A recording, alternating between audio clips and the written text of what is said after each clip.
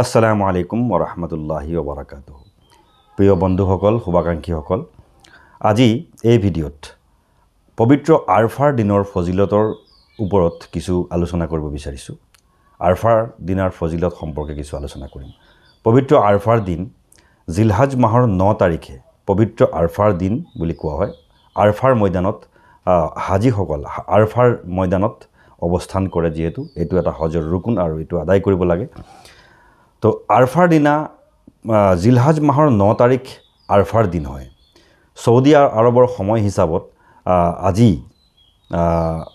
যিহেতু শনিবাৰ, আজিৰ দিনটোত আৰফাৰ দিন হৈছে আৰু অহাকালি আমাৰ ভাৰতীয় সময় হিচাপত অহাকালি আমাৰ কাৰণে আৰফাৰ দিন। গতিকে এই আৰফাৰ দিন সম্পৰ্কে, ইয়াৰ ফজিলত সম্পৰ্কে আল্লাহৰ নবী হজৰতে মুহাম্মদ মুস্তাফা সাল্লাল্লাহু আলাইহি ওয়াসাল্লামে কি কৈছে শুনো আহক।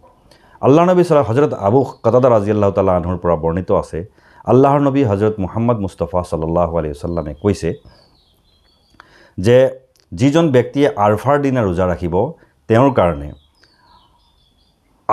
পূৰ্বৰ 1 বছৰৰ গুনাহ মাফ কৰি দিয়া হ'ব আৰু আহিব লগা 1 বছৰৰ গুনাহ মাফ কৰি দিয়া হ'ব।